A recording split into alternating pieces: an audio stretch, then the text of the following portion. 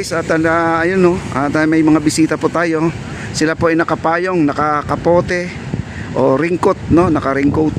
Tapos sila ay mga galing po sa ibang bansa to guys.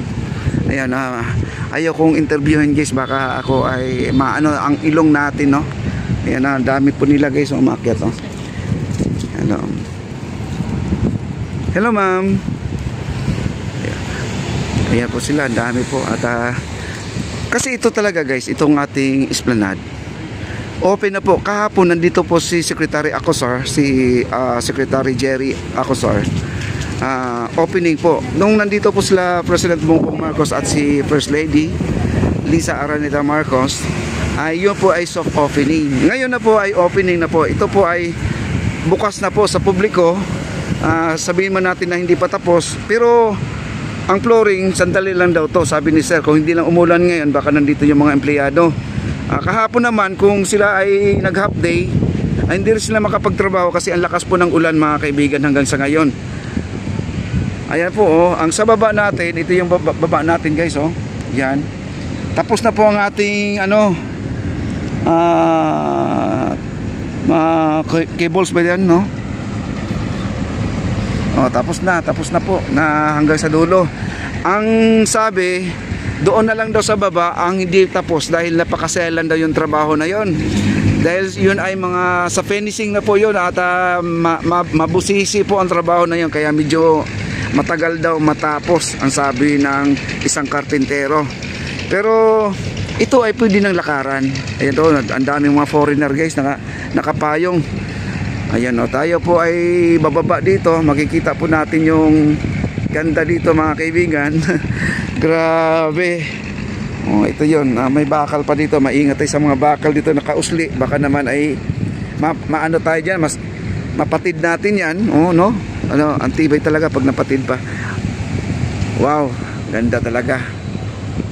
Kaya na po ang ating takaw sa ating mata, itong tulay na yan, yung Intramuros Bridge guys. Yan po ang nakaka-attract po dito, dagdag sa Pugi points no, yung tulay na yan. At hindi lang yan, dagdag points pa tong mga tugboat na dumadaan dito.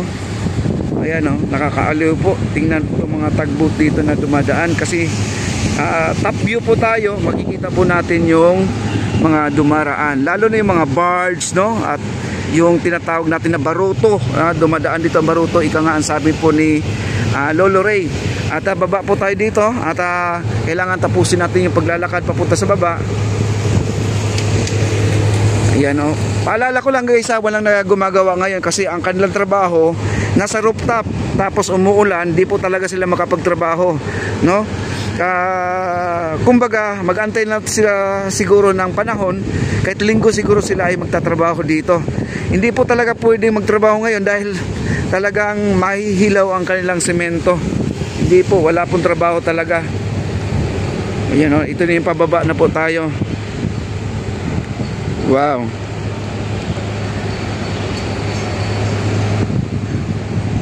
Ayan, ang ating mga viewers dyan maraming salamat po na yung mga nakasubaybay lagi.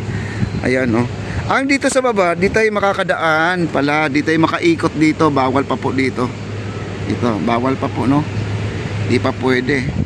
Dahil hinarangan na po dito, may cordon po. Ako naman, pag may cordon, di tayo pwedeng dumaan. Ayan po, pinagbabawal po nila yan. Siyempre, babalik tayo para di tayo sumablay. At dito naman sa ilalim ng ating Plaza Mexico, at ito daw ay ilalandscape na rin po nila para sabay na po sa pagpapaganda nitong ating Phase 1C mga kaibigan. Ang ating tulay na minsan tinitirhan po ng mga bata doon sa ilalim ng tulay, sana po ay mababantayan po no ng ating mga gwardiya dito. Kasi alam nyo naman yung mga bata rin dito, gwardiya rin ang binabantayan. Okay? Mamaya po pupunta po tayo doon sa may itaas ulit ha. At ito yung sinasabi ko kanina na hindi po tayo pwedeng dumaan dito. Kasi alam nyo dito, bakit hindi pinapadaanan to? Meron kasing gumagawa dyan sa dulo. Sa ngayon no, kasi araw ng Sabado, merong mga tao dyan na nagkakating na mausok po mga kaibigan, maalikabok. Sila nagagrinder ng pinuputol yung mga bricks. Ang bricks kasi kulay pula, kaya di po pwedeng dadaan ka dyan, talagang kakapitan ka ng mga alikabok. Ayun, ganda. At kasalukuyan itong mga dinadaanan natin ay hindi pa siya talaga totaling naka-flooring na yung nilagyan na po ng kulay pula, no? At parang pintura. Ano pa lang to, wrap pa lang to, nagaling po doon sa mixer truck to nung kasagsagan na binubuhusan ito. Wala pang kaya sinadya po lang nirarap to para pag nag second flooring sila, yun na po, makapit na po yung semento. Ayan, ito yung bakante, yung uwang. Ito yung hagdanan. Ayan, hagdanan. Ayan, malapit na po tayo dito sa paakit na papuntang Divisoria, guys. Marami ditong dumadaan na sasakyan, kagaya niya, papuntang Divisoria yan.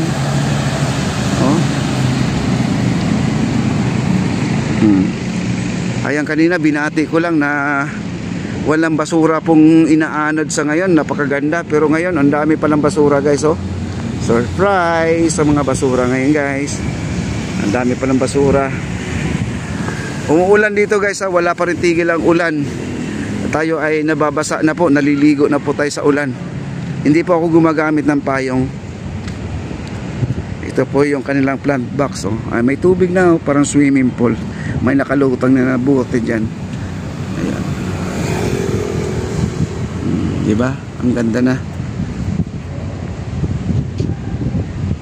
Ayan. Kaya po di po nagpo-flooring ngayon dahil gawa na itong panahon natin ay wala na pong tigil, no? Kanina naghahanap ako ng mga motor kung may mahanap tayo. Ay wala rin tayong nahanap kasi galing po ako ng Espanya kanina.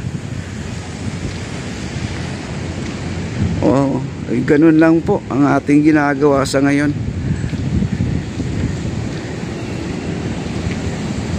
At dito na po tayo, no?